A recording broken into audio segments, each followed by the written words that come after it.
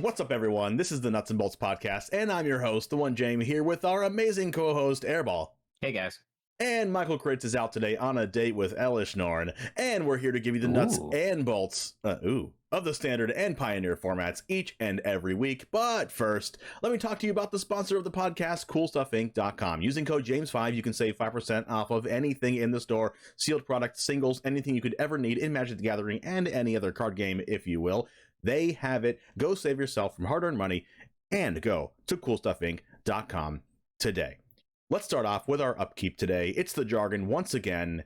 Today it's clock. No, that's not the midnight clock. It's a threat that will lead to victory over an opponent in a finite number of turns, thus giving the opponent a known time limit in which to either win or answer the threat. For example, if a player is at 20 life and an unblockable creature with a power of 4 is played by their opponent, that player is said to be on a 5-turn clock.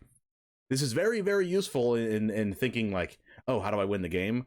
Okay, I can either do this action or I can do this action. If I do this action, it puts them on like a 3-turn clock, and it's usually like a better thing to do if you are on the beatdown. If you want to know what a beatdown is, that's in like one of our original episodes. But I guess you have your blue-white control shark typhoon math that you have to do. You don't want to, if they're at 21, you don't want to make it a 6-6. You got to make it a 7-7 because you got to make it a 3-turn clock.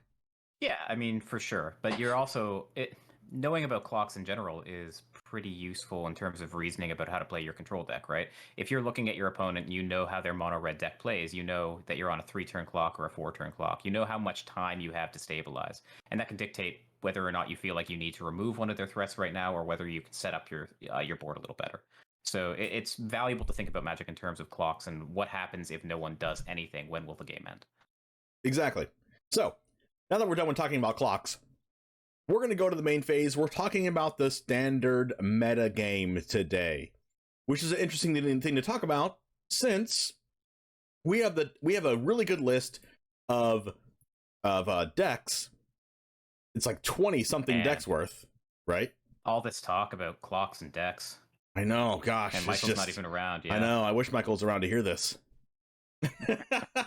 All this talk about clocks and decks, and Michael's not even here. But we have the top 10 decks, and this is derived data off of tournaments, derived off of MTG Melee data, and a lot of data from MTG Arena, and to gather all of the best decks in Standard and all of their win rates and aggregate win rates, aggregate deck lists, and also metagame share. So we're going to talk about all of those today. We are going to go over the top 10, but we're going to go 10, 9, 8, 7, and 6, and then the next episode, part 2, is going to be 5, 4, 3, 2, and 1. So we're going to go over some honorable mentions that didn't make the top 10. And these decks might be some decks that you might have already played or see all the time, but it didn't make the top 10. Doesn't mean they can't make the top 10 next week, but they just didn't make the top 10 today. It is Mono White Angels, Orzhov Midrange, Naya Enchantments, Boros Reanimator, Grixis Power Stones, Izzet Tempo, Azorius Aggro, not to be confused with Azorius Soldiers, Mono White Soldiers, Jund Sacrifice, Jund Midrange, see how both of these decks have fallen off, Mono White Aggro, Boros Aggro. This also consists of Naya Reanimator, that reanimates things like Portal Phyrexia, Esper Control, Jeskai Power Stones, Mardu Angels, which has seen a surge in play but does not make the top 10, Azorius Midrange, Esper Legends, which you would think to be in the top 10 but is not at number 12, number 11, Mono Black Aggro, everyone's favorite aggro deck, not in the top 10. So, with that said, what does make it into the top 10? Now, the list that we're going to go over today, we're going to go over aggregate lists of the top 10, and we're going to go from 10, of course, down to 6. And we're going to kind of relate this to how good we think they are in the meta, and talk about their meta shares and everything like that. So, the first deck we're going to talk about is Boros Midrange, that comes in at number 10. Yeah, before you get too deep into that, I think it's valuable to talk about the methodology of the list first, to make sure that people understand what record weighted means. It's not necessarily that Mardu Angels is bad, right? It might have had a great win rate, but almost no one played it. I think we should probably make that clear. Okay, perfect. I will right now.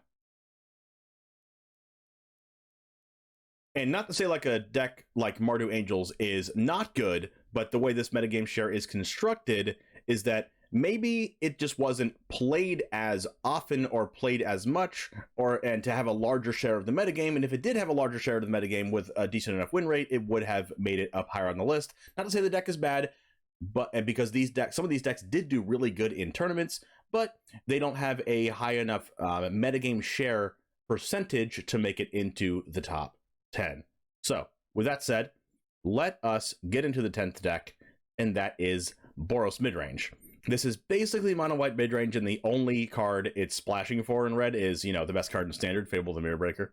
There's a couple sideboard cards, 2 Flame Blessed Bolts, and 1 Jaya Fiery Negotiator, and you can watch this on YouTube if you're listening to this and you want to actually see the decks for yourself.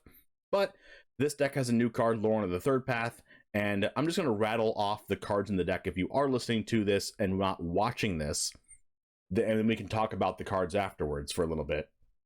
We have 4 Ambitious Farmhand, 3 Lorna of the Third Path, 2 Sarah Paragon, 2 Sanctuary Warden, 2 Cathar Commando, 2 Steel Seraph, 3 Wandering Emperor, 4 Lay Down Arms, 1 Farewell, 4 Reckoner Bankbuster, 4 Fable the Mirror Breaker, 3 Wedding Announcement, 2 Destroy Evil, and the amalgamation of lands is some plains, some mountains, Sundown Pass, Jetmir's Garden, Iganjo, Sacred Peaks, and 2 copies of Roadside Reliquary, which I really like in this deck, because you can also bring it back with the Sarah Paragon and draw more cards again. The sideboard here consists of 2 Depopulate, 2 Flame Blessed Bolt, 1 Unlicensed Hearse, 2 March of Otherworldly Light, 1 Farewell, 1 Jaya Fiery Negotiator, 1 more Wedding Announcement to round out the playset, 1 Elspeth Resplendent, 1 Temporary Lockdown, 1 Restoration of Iganjo, which is an interesting inclusion as a 1-of in the sideboard, and 2 copies of Urza's Silex, the one that each player chooses 6 lands they control and destroy all other permanents, the 2 and double white one, which is a card that I think I haven't seen before in a deck. I've seen Karn Silex, but I don't think I've seen Urza Silex in a deck like this, so happy to see it in here. What are your first thoughts, Airball, on this deck making the top 10? Yeah, it was kind of funny when I heard you say that it was basically mono white splash red, because when I looked at this list, I thought, oh, this is just Boros Reanimator, but they finally decided to cut the Reanimator. It used to be that that deck had Invoke Justice in the deck, and the point was to use Fable and a few other effects to get Sanctuary Warden into the graveyard and recur it through Invoke Justice. And Boros Midrange now, it looks like, just took that philosophy and said Sanctuary Warden is good enough just to cast fairly and win. The other thing I notice about this list in particular is all of the main deck enchantment hate. 3 copies of Lauren of the Third Path, a 2-1 for 3, which is terrible unless you get to kill an enchantment on the when it comes into play. That's a huge concession to Fable of the Mirror Breaker being a dominant force in the format, and Wedding Announcement and things like that. 2 copies of Destroy Evil does the same thing. 2 copies of Cathar Commando do the same thing. And even 1 main deck copy of Farewell. This deck is planning to not get beat by enchantments. Right. And I do think I know the reason now why Restoration of Iganjo's in the sideboard. It's for when you play against decks with enchantments like Fable the Mirror Breaker and Wedding Announcement, you can bring back your Cathar Commando again from the graveyard because it's 2 mana value or less. So getting added value from Cathar Commando, from Restoration of Iganjo is a real reason to play the card, not just that it gets a plains and makes a 3/4. This deck's really good. Mono white midrange has proven over the course of the last few weeks to be a contender for beating the black based midrange decks. Like, might be one of the reasons why mono black aggro snuck itself out of the top 10 into 11th. Might be one of the reasons why like other, like, just black white midrange isn't in the format, or black red midrange might be a little bit farther down. This deck kind of munches up on all the black based midrange decks. Yeah, 4 copies of Reckoner Bankbuster is really not what Grixis wants to see if you're playing against it. This deck basically does concede that if you play aggro against it, you will probably win, because everything it does is just kind of mopey otherwise. But if this deck gets to turn 6, turn 7, it can just cast a giant Seal Seraph. Wandering Emperor as a win condition on her own. This deck can do some work. Right. In game 1s, your aggro deck probably always beats this, unless they draw like multiple copies of Lay Down Arms, or you all of a sudden can't attack through a Sanctuary Warden or like Still Seraph lifelinking.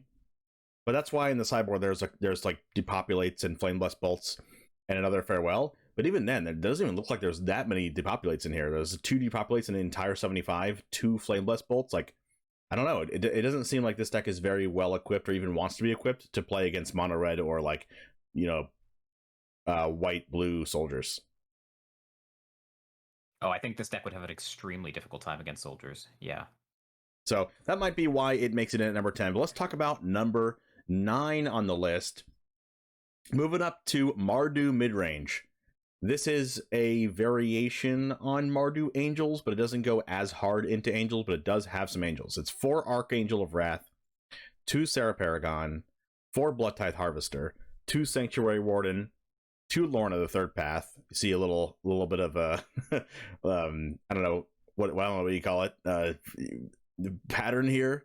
1 Ao the Dawn Sky, 3 Wandering Emperor, 1 Soul Transfer, 1 Rite of Oblivion, 2 Reckoner Bankbuster, 4 Wedding Announcement, 4 Fable the Mirror Breaker, 1 Abrade, and 3 Go for the Throat. Notable lands here. I don't think there's any notable lands here outside of like Sokenzan, Ganjo, and Takanuma. Everything else is pretty stock with the Pain lands and slow lands. Our sideboard consists of 1 Reckoner Bankbuster, 2 Brotherhood's End, 2 more Lorna the Third Path. Holy moly, the full play set is in here, my friend. 2 Phyrexian Missionary, which is the card that has kicker for 1 and a black to add another creature back from grave to hand. 1 more Rite of Oblivion, filling out the playset to Go for the Throats. 2 Unlicensed Hearse, 3 Duress, and 1 more Soul Transfer. So, what are your first looks on Mardu Midrange that is not playing Giada as like the Mardu Angels list, but has taken out Giada and put more Bloodtithe Harvesters and maybe more interaction? Yeah, the first thing that you notice when you look at a list like that is that it's extremely grindy, right? It has the Rakdos core of Fable and Bloodtithe Harvester, because just about every deck in the format does right now. The choices of removal are interesting. You have Soul Transfer and Rite of Oblivion as exile-based removal to deal with opposing difficult to remove threats like AO. So this is kind of like teching against the mirror in a weird way, in a way that I'm not sure is justified given its metagame share yet. But Sarah Paragon, great grindy card. AO, great grindy card. Sanctuary Warden, great grindy card. And the same is true for Wedding Announcement, Fable, Reckoner Bankbuster. Standard is a mid-range mess right now, and this is designed to take advantage of it. Yeah, the first thing I thought, like, this deck gets to play like the full 4 copies of Wedding Announcement, full 4 copies of Fatal of the Mirror Breaker. Like, the only thing this deck doesn't want to see on the opposite side of the room of the playing field is freaking Farewell. Like, you just don't want to get Farewell when you're playing this. I'm looking at this and I don't see like any way out of getting Farewelled. Like, yeah, I mean, you have 3 copies of the Wandering Emperor, and you need to take care to play around Farewell, right? Like, Wedding Announcement develops a board state that needs to be answered. If you just don't play into Farewell, if you have that kind of board state, you can reserve enough cards in hand to beat Farewell. But it's definitely a beating when it resolves. Yeah, I feel like this deck is way more well equipped to beat aggro than the last deck that we just saw. There's 4 copies of Archangel of Wrath. Bloodtithe Harvester kills little creatures. We don't have as many instants and sorceries in here, just 1 Soul Transfer and 1 Rite of Oblivion for sorceries, and instants are 1 Abrade and 3 Go for the Throats. But the creatures in this deck is really where it shines. Like, you can't really outvalue Sanctuary Warden if you don't get rid of it, and I think that's why this deck is choosing to play Soul Transfer and Rite of Oblivion over more copies of Go for the Throat, and even a card like Infernal Grasp or more Abrades. Like, this deck really just wants to be exiling things, and if you want to play a mid-range deck that exiles, that has the ability to in a good way, this is probably where you want to be. And this deck also just seems like an Orzhov mid-range deck, splashing for Bloodtithe Harvester and Fable the Mirror Breaker. There's no other red cards in this deck besides 1 Abrade and 2 Brotherhood's End in the sideboard. Yeah, and so you have to kind of look at the mana base and ask if it's worth the sacrifice to splash the extra color, because there's a lot of pain lands in here, and there's also a lot of double white, and there's like double black. Archangel of Wrath also has colored kicker as well. There is some percentage of the time where you will just not get to cast your spells with this deck, where you would have if you had cut one of the colors. Yes, but it's probably worth splashing red for the best card in Standard, Fable the Mirror Breaker, right? Oh, for sure. I was more talking about splashing black. Yeah, I mean, the black splash is just to... I guess the black splash is just to have a little bit better removal and Go for the Throat, and Bloodtithe Harvester with Fable the Mirror Breaker is so devastating for aggro decks. So it really does seem like this deck is just designed to beat aggro.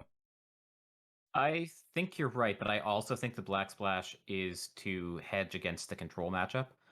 You get 3 copies of Duress in the board, which is an enormous deal. This deck, without Duress and without Counter Magic, kind of just folds to control decks. Black gives you a fighting chance against that. Yes. This also seems like it's a little bit tech towards, you said the mirror, but a little bit tech towards like mono white mid-range and mono white control, because they're playing like 4 copies of Sanctuary Warden, right? And Soul Transfer and Rite of Oblivion are some of the best cards to deal with it. Yeah, they're going to get their draw. Yeah, they're going to get the 1/1. But it's really difficult to get rid of that card once it resolves. And Soul Transfer and Rite of Oblivion are some of the best cards to do that. And especially because Rite of Oblivion has flashbacks, so you can do it again for the next one. And Soul Transfer adds a creature back from your graveyard to your hand if you have an artifact and an enchantment. And this deck does a really good job of having an artifact and enchantment by having Fable the Mirror Breaker tokens, and also having Reckoner Bankbuster as an artifact with Fable and Wedding as an enchantment. I mean, Fable the Mirror Breaker by itself is an enchantment and an artifact because the creature makes a treasure token. So anyway, I like what this deck's trying to do. It's a pretty greedy on the meta base though. All right, moving on to number 7. We have Mono Blue Tempo. Or actually, it's number 8, isn't it? Number 8, Mono Blue Tempo. We have Tolarian Terror, Hadi Djinn as the only creatures in the deck. Sometimes you're just not going to draw your creatures. We have instants, and that's it. It's creatures and instants and lands. So if you want the most simple deck possible, you play this. It's also a little bit on the budget side if you want to play this deck in Arena. We have 4 Impulse, 4 Consider, 2 Essence Scatter, 3 Make Disappear, 4 Fading Hope, 1 Flow of Knowledge, 4 Thirst for Discovery, 2 Slip Out the Back, 2 Negate, and 3 Spell Pierce, and the lands are 22 Islands and an Otawara. How much more simple can you get? The sideboard consists of 1 Surge Engine, 2 Reckoner Bankbuster, 2 Suspicious Stowaway, 1 more Essence Scatter, 1 Pithing Needle, 2 Invoke the Winds, 1 more Flow of Knowledge, 2 Witness Protection, 2 Negates, and 1 Shore Up.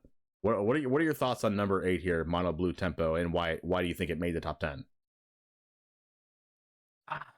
Mono Blue Tempo is like a very interesting deck. It is extraordinarily good at playing ahead, and by that I mean it has a board state and it has an advantage on the board. It's very good at keeping that advantage until the opponent is dead. If you have a Tolarian Terror or Hadi Djinn in play, it can be very difficult for the opponent to resolve a spell for the rest of the game. It's also extremely bad at affecting the board otherwise. So if an aggro deck gets on board, you could easily be staring at a hand full of like Impulse, Essence Scatter, and like a card draw spell and just get beaten down. So Mono Blue doing well is kind of reflective of the fact that there's not a great popular aggro deck in the format to punish Mono Blue. It's also very weak to Unlicensed Hearse, which until recently was in almost every single sideboard, but less so now.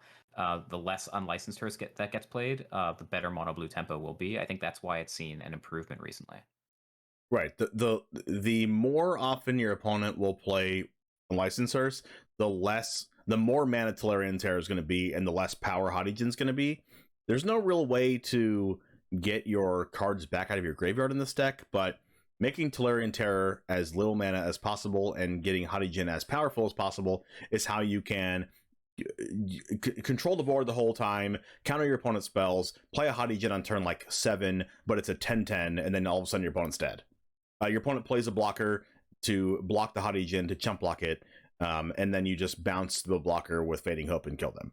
That's like how you're going to win sometimes with this deck. Multiple Hadi Djinns almost always wins you the game if your opponent hasn't already out-aggroed you first. This deck will have a problem with mono red and with blue-white soldiers and mono white soldiers. Some of the decks we've already talked about, and some of the decks that we will talk about next episode. But, which is the reason why I think it makes the bottom part of the top 10 instead of the top part of the top 10. I think this deck might need a splash in order to be better against the aggro decks and better in general. And I personally have been playing a blue-red tempo deck that plays 4 Ledger Shredders and 4 Third Path Iconoclasts. and also plays Hadigen and Tolarian Terror, and it's been working very well. So maybe we see an adaptation for going towards red or going more towards Dimir tempo in order to take care of little threats, because I know, as well as you do, Airball, that I personally have played against Mono Blue, and I've, like, just like almost everyone has, but I've played a like turn one, I don't know, evolve sleeper, and it stayed on the board the entire time and just went the distance. Like, yep. And the opponent just sort of looks at their hand and says, "Okay, pass, I guess." And I'm just like, all right, pump up the sleeper attack, and they're like, sure. They go to their turn, they draw a couple cards and pass. I go, pump it up again, draw a card, draw a card, draw a card, draw a card, attack for 4, attack for 5, attack for 6, and they just die. Yep. I will also say that part of the Mono Blue is a very skill testing deck to play against. And generally, the higher the skill level of the tournament, the worse it performs, because it really rewards opponents for knowing how to play around counterspells and knowing and reasoning about what's in the Mono Blue player's hand, and making life difficult for that player. So at like low levels of the arena ladder, Mono Blue can just dominate a game because the opponent just plays everything into your answers perfectly. Whereas at higher levels of play, they'll be able to make your life more difficult by double spelling, for instance, or by keeping your graveyard tidy so that Tolarian Terror doesn't ever resolve or something like that. Right. Another thing to do against these decks is always make the mana really awkward for the Mono Blue opponent. If you know they could have an Essence Scatter in hand, you don't want to cast your creature on turn 2 because it plays right into their hands. It plays into their exactly 2 mana they need for the Essence Scatter. But if you wait till like turn 3, play your Essence Scatter, now all of a sudden they're playing Essence Scatter with 1 mana left over with no way to use the mana. Or wait till you play your 2 mana creature on turn 4 when they can't really make disappear you. You'll just like pay the extra 2 mana, and your opponent's like really looking at their hand like, crap, I wish my hand did more. But it wasn't that their hand did less, it's that you played around what they could have. Yeah, I remember when I was learning to play Magic well for the first time, and Chemist's Insight was one of the most popular card draw spells in Standard, and I saw a lot of really good players not deploy a threat on turn 3 because they knew that their opponent was likely to want to absorb on turn 3 into Chemist's Insight on turn 4. Just wait to resolve their threat until turn 4, and now the opponent needs to decide, do I absorb it, or do I want to cast my card draw spell on curve? Just putting the reactive player in a tougher spot where they have to actually make a decision instead of curve out goes a long way. And so that's why Mono Blue, I think, does worse the higher the level of play you get. Right. I do want to talk one little bit about Invoke the Winds. It's not a really card you see too often. And all the invokes like Invoke Despair and Invoke Justice have seen way more play. Even Invoke Calamity. The only Invoke, I honestly, I think the green Invoke still sees more play than Invoke the Winds. So this might be the least played one. But it gains control of an artifact or creature and untaps it, which is pretty good. I mean, if you get in a situation where your opponent's doing exactly what I said, just evolve the Evolve Sleeper a bunch of times and attack, and now you have like a 7/7 Death Touch that you can draw cards with, that you're attacking for a game with. You resolve Invoke the Winds, you have like 1 or 2 mana left over after turn 5 you use this, you take their Sleeper, you untap it, or like take their Shieldred, now you're using your Shieldred against them. That's a really good way to come back and win the game if you're Mono Blue. But that's post sideboard, and it's not really like everything the deck's trying to do. But this deck's game plan is like hard countered by creatures sticking to the board. Yeah, not just creatures, but also artifacts, which is why this card is such an interesting inclusion, right? Mono Blue hates when you have uncounterable ways to spend your mana, like a Reckoner Bankbuster or something, and this just can steal a Reckoner Bankbuster from your opponent, hopefully before they've gotten too much value off of it. I'm not sure that it's a great sideboard include, but I definitely see what they're going for.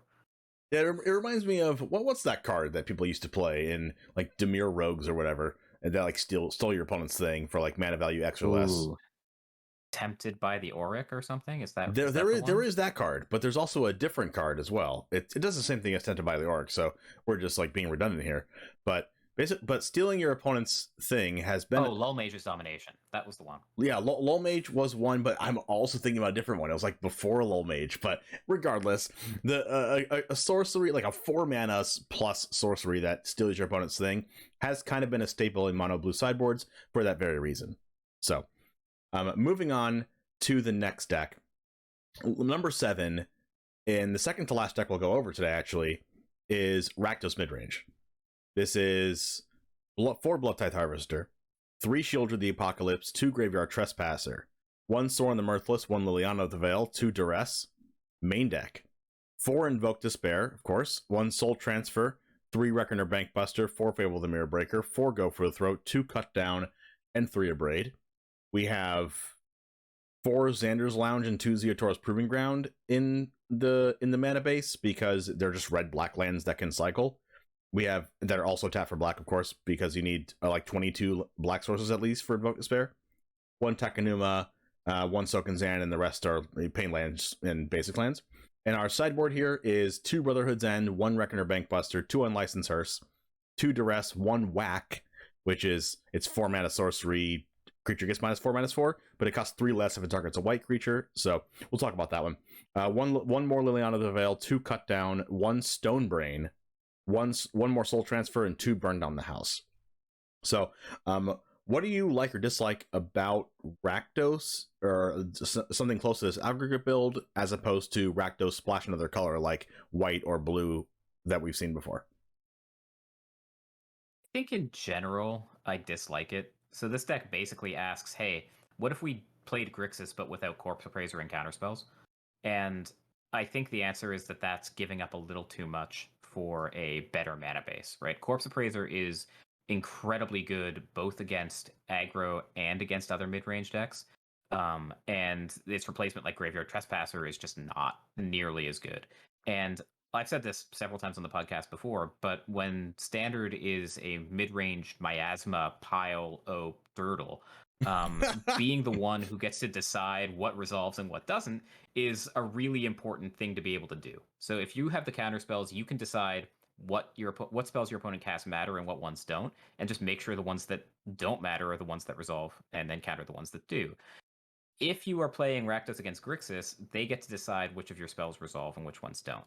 And that takes a lot of your agency away. And in a high scale matchup, I think that leaves you with fewer tools. So I don't like cutting blue here. But I think that one improvement in the mana base is that you play far fewer pain lands, and your lands come in untapped a lot more often. So if you're playing F&M or something and you know your meta skews more aggro, then I think it's perfectly fine to play this instead of playing Grixis. Yeah, same here. I think if you're playing a mid-range mirror, like you said, you do want to be the agent of who resolves the spells, and having counter spells in your deck and Corpse Appraiser is a very powerful card as well. Exiling your opponent's creatures is also really relevant to gain card advantage and fuel your other. It also fuels the graveyard for yourself. Like if you're playing Tenacious Underdog, you can mill your own underdogs, you can exile your opponent's underdogs. There's a lot of graveyard shenanigans that happen that Corpse Appraiser also does that we haven't mentioned. But this deck is markedly better against aggro than Grixis is, in my opinion, because it plays more removal spells. 4 Go for the Throat, 2 Cut Down, 3 Abrade is a lot of cards. It's 9 removal spells. 2 Duress main deck, so you do have the chance to take away your opponent's counter spells or your opponent's Invoke Despair. Main deck Duress is not something that Grixis has room for. You have Sorin the Mirthless and Liliana of the Veil, which are powerful planeswalkers. But those do get wrecked by your opponent's Invoke Despairs. But I think this build is better against aggressive decks than Grixis is, especially since how many pain lands, I'm going to reiterate what you said, pain lands Grixis has to play in order to make their mana base work. So, I mean, there are reasons to play this, but like, it's kind of a situation like, why would you play this over Grixis? And I don't have a good answer for that. It's like, you might as well just play Grixis.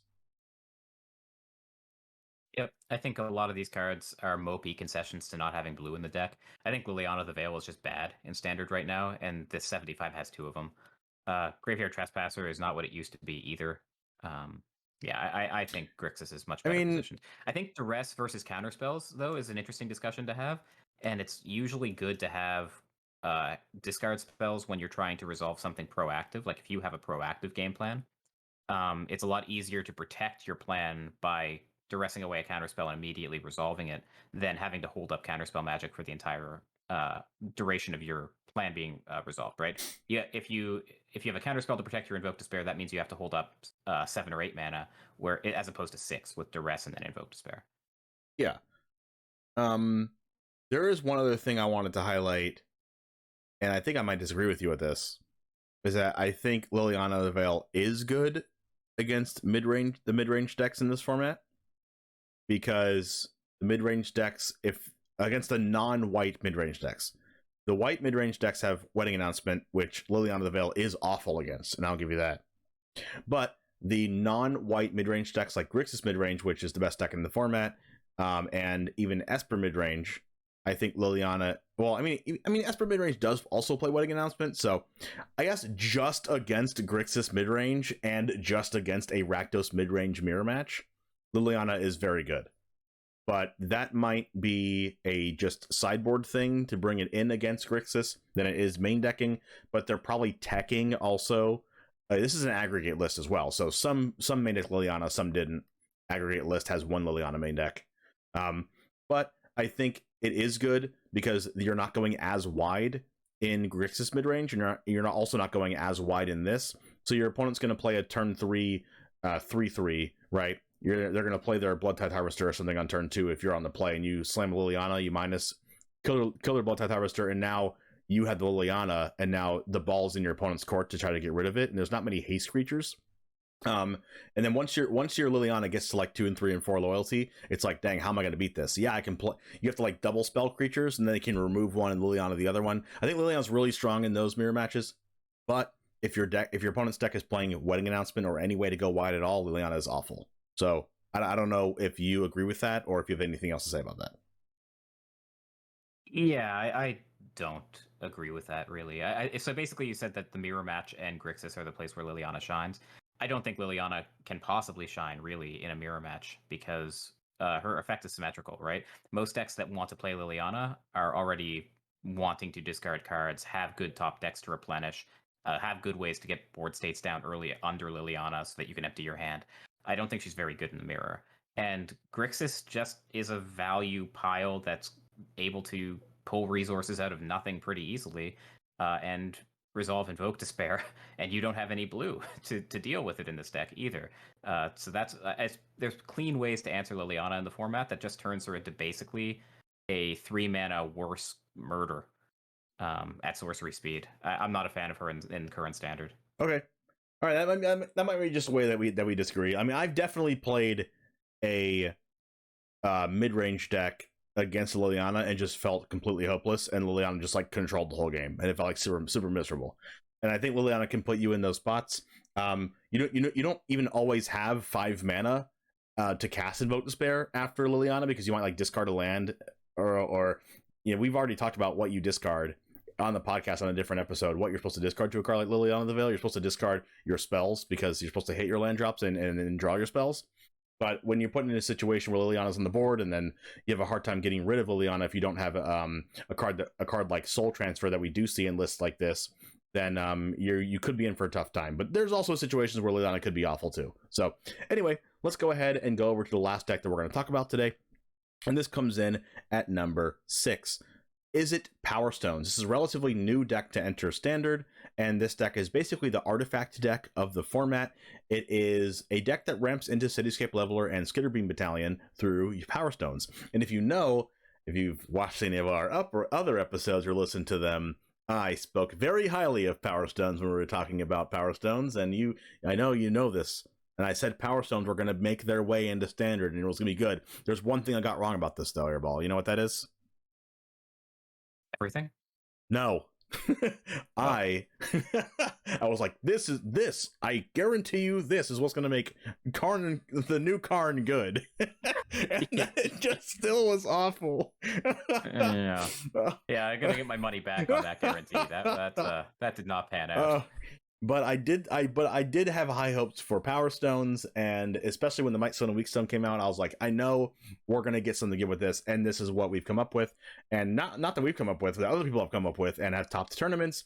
This comes in at number 6, barely scratches out of the top 5. We have 3 Cityscape Leveler, 4 Skitterbeam Battalion, 3 Brotherhood's End, 4 Reckoner Bankbuster, 4 Might Stone Weak Stone, 4 Fable the Mirror Breaker, 3 Abrade, 2 Make Disappear, 1 Negate, 4 Stern Lesson, 1 Essence Scatter. And then our lands are nothing special, except for it has 4 copies of Field of Ruin. Holy moly. I mean, wow. Are they just basic checking people? Jeez. 4 copies of Field of Ruin. We have our sideboard that consists of 2 Unlicensed Hearse, 1 Spell Pierce, 1 Brotherhood's End, 2 Strangle, 2 Saheeli Filigree Master, 2 Disdainful Stroke, 1 Voltage Surge, and 4 4 copies of Thran Spider. This person does not want to lose his flyers. I mean, it also ramps you. Wow. So, what is your takeaway of the Is It Power Stones deck in the meta? I think Is It Power Stones is very good against like Rakdos mid-rangey piles that don't have a great finisher in them. Like Rakdos just sort of builds and builds and builds and builds until eventually you just die to card advantage and like incidental damage. And Power Stones represents a big over-the-top threat that mid-range decks have a difficult time beating without counter magic. And a lot of the other decks that we've discussed so far just don't have great counter magic available to them, especially when one of the main counter spells in the format is Make Disappear, which is conveniently a quench that you can pay for with Power Stones. So you cast Stern Lesson on turn 3, you have a Power Stone in play, you have Mightstone and Weakstone in play. All of a sudden, you blank even a casualty version of their Make Disappear fairly easily, and you have just 7 copies of giant 8 and 9 drops, and the opponent can try to counter 1, 2, 3, but one of them has Unearth, so that can't even be countered.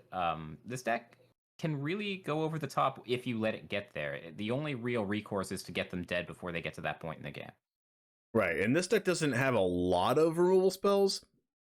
It has 3 Abrades and 3 Brotherhood's End, and that is the extent of the removal spells in game 1. So if you're playing against mono red or even mono blue sometimes, or even like blue eyed soldiers, you are going to roll over this deck if it can't counter your creature with Make Disappear early on enough. This deck is really trying to either draw Brotherhood's End or ramp fast enough to cast like Mightstone, Weakstone, and Skitterbeam Battalion and Cityscape Leveler to like gum up the board enough to where you can't win if you're aggro, to like ramp hard enough. This is like the ramp deck that's not even playing green. If you had the pleasure of copying Cityscape Leveler with a flipped Fable of the Mirror Breaker, I have not. It is delightful. Oh, I need to do that. Getting to attack with one, like unearth a Cityscape Leveler, uncounterable, copy it with Fable of the Mirror Breaker, attack, destroy 2 permanents, and deal 16. Gosh, that feels Trample. so insane. Like, wow. Okay, I need to do that. Opponent, yeah. It's weird that I've played this deck for my YouTube channel and I did not get to do that. So like I want to do that now. But it's wonderful. When Skitterbeam Battalion comes out, like you're just dead. Like this thing is talking about clocks. Like this thing's a 2-turn clock by itself. Yeah.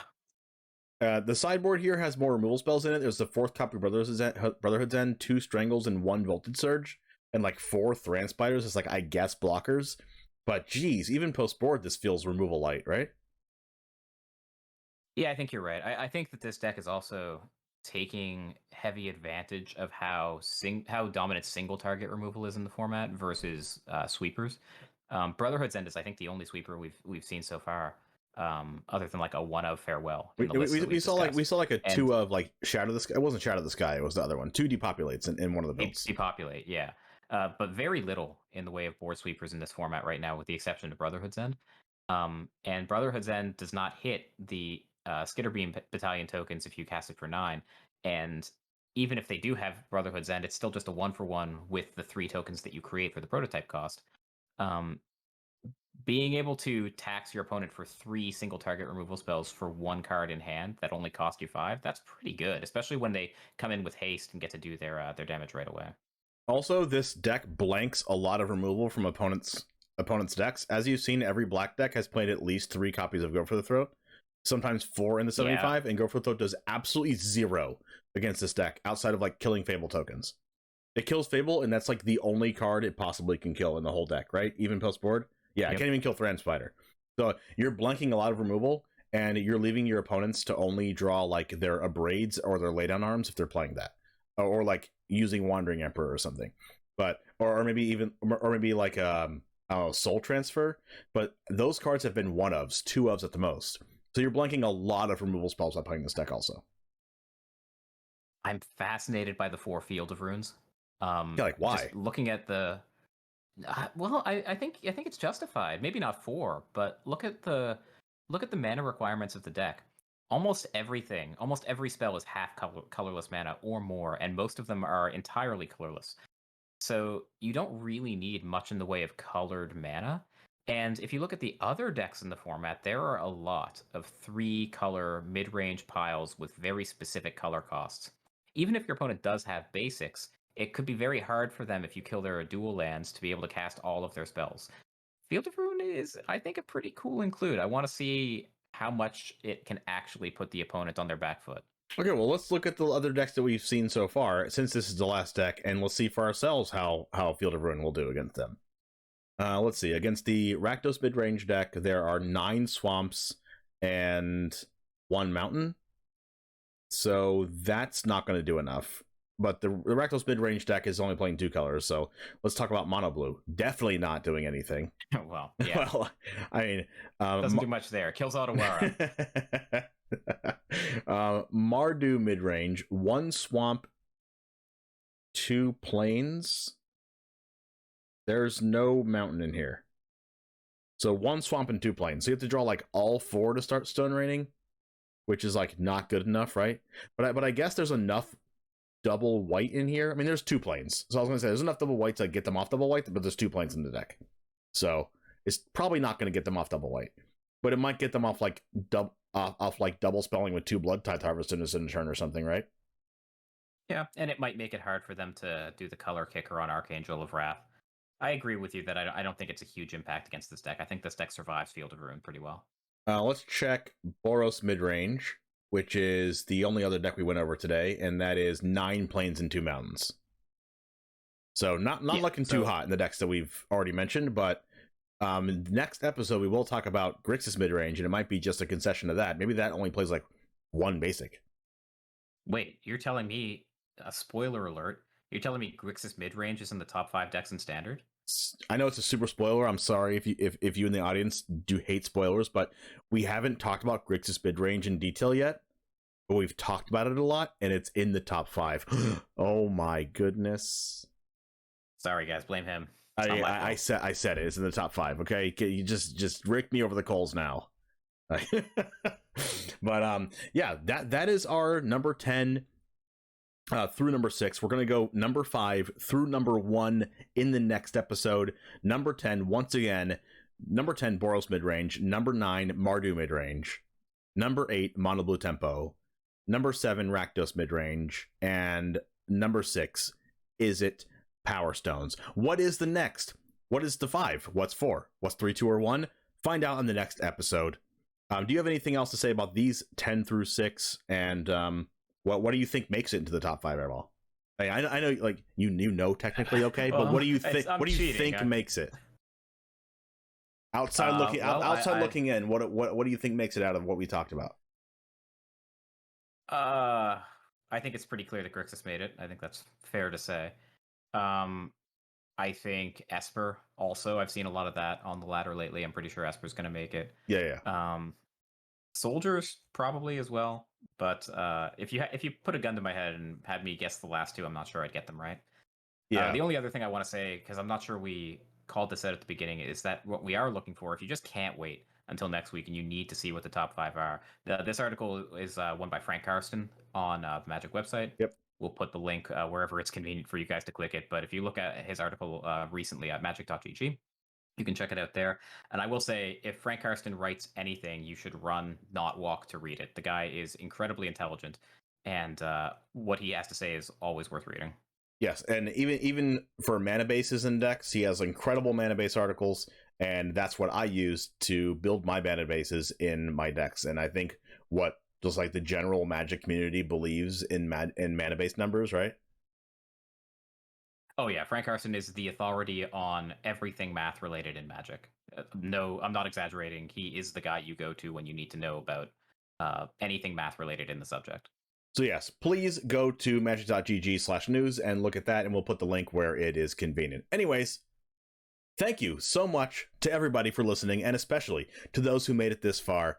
Make sure to give us a follow to see our next episodes. Subscribe if you're watching on YouTube. Follow us on Twitter at Nuts and Bolts Pod. And we will see you in the top 8. See you guys.